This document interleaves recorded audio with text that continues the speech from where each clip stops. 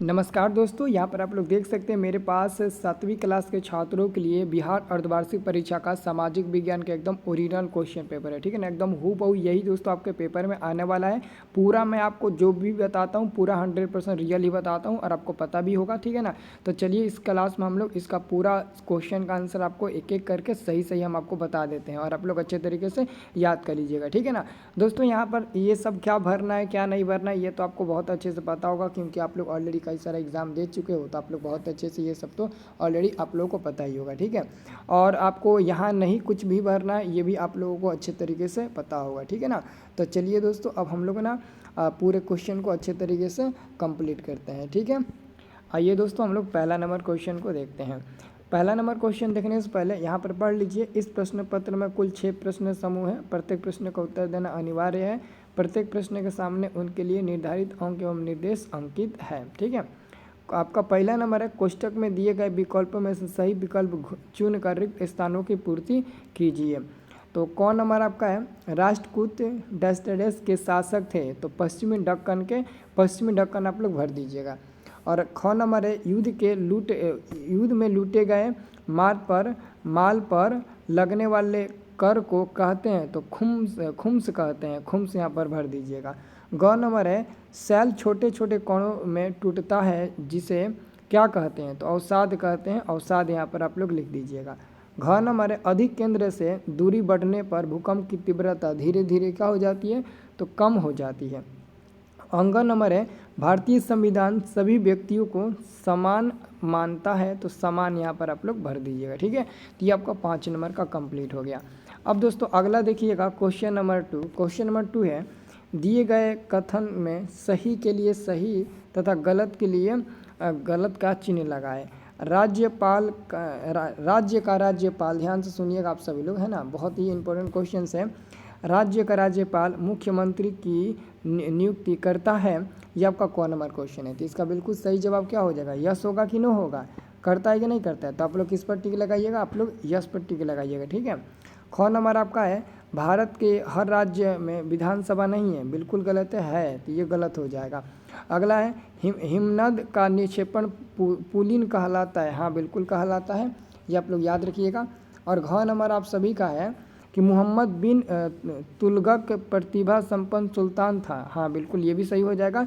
अकबर का राजस्व मंत्री टोडरमल था, हाँ ये भी सही हो जाएगा, बिल्कुल सही उत्तर हो जाएगा। ठीक है, बस ये वो गलती है ख नंबर, बाकी सब आपका सही हो जाएगा। ठीक है, चलिए अगला दोस्तों हम लोग तीसरा नंबर क्वेश्चन पर आते हैं। अच्छे तरीके से आप लोग क्वेश्चन को देखिए। ठीक है, तीसरा नंबर आप लोग क्वेश्चन देखिएगा, है ना, सभी लोग तीसरा नंबर क्वेश्चन को देखिएगा। तीसरा नंबर क्वेश्चन है, स्तंभ अ को स्तंभ ब से मिलान कीजिए। स्तंभ स्तंभ पृथ्वी के भीतरी परत, तो पृथ्वी की भीतरी परत क्या होती है, क्रोड, तो पहला का आपका दू हो जाएगा। दूसरा मन सौदार, ख नंबर का क्या हो जाएगा, तो ख का आपका हो जाएगा मुगल काल के अधिकारी। जल प्रताप क्या हो जाएगा, जल प्रताप।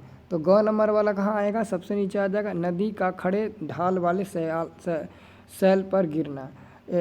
इस्तादार जो होगा घ नंबर, इसका उत्तर हो जाएगा आपका, ये हो जाएगा तीसरा नंबर पर। और मानसून हो जाएगा मौसमी पवन, तो 4 नंबर हो जाएगा, ये आपका मिलान हो गया।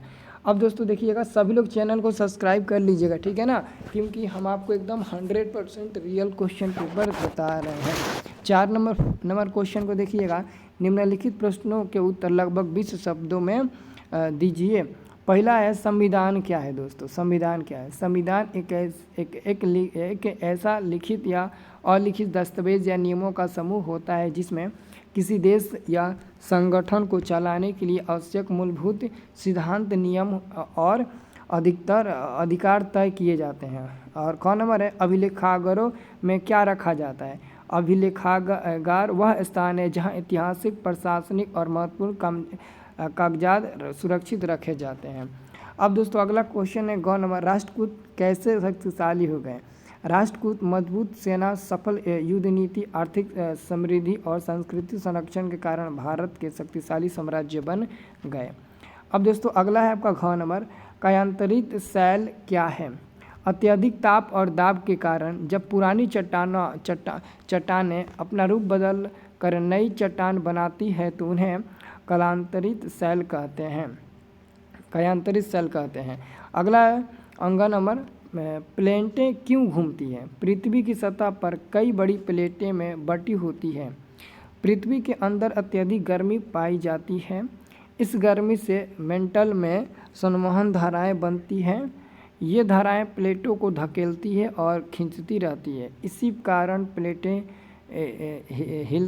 हिलती और घूमती रहती है। ठीक है।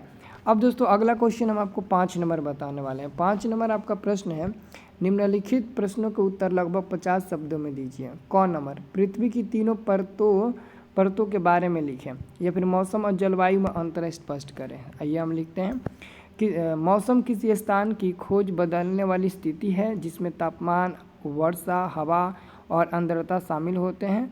यह कुछ घंटों या दिनों तक रहता है। वहीं जलवायु किसी स्थान के लंबे समय या लगभग 30 वर्षों या अधिक के मौसमों का औसत है और यह अस्थायी पहचान बनाती है। ठीक है। अब दोस्तों अगला देखिएगा, ख नंबर, जागीर से आप क्या समझते हैं? मुख्यमंत्री की नियुक्ति कैसे होती है? अब आइए इसका आंसर देखते हैं। विधानसभा चुनाव के बाद जिस पार्टी को बहुमत मिलता है वह अपने विधायक दल का नेता चुनती है। राज्यपाल उस नेता को मुख्यमंत्री नियुक्त करता है। अगर कोई पार्टी बहुमत न ला सके तो राज्यपाल सबसे बड़ी पार्टी या गठबंधन के नेता को बुलाता है। नियुक्त होने के बाद मुख्यमंत्री को विधानसभा में बहुमत साबित करना जरूरी होता है। ठीक है। अब दोस्तों हम लोग अगला को आएंगे 6ठा नंबर क्वेश्चन पर। 6ठा नंबर क्वेश्चन है, निम्नलिखित में से किसी एक प्रश्न का उत्तर अधिकतम 100 शब्द में लिखिए।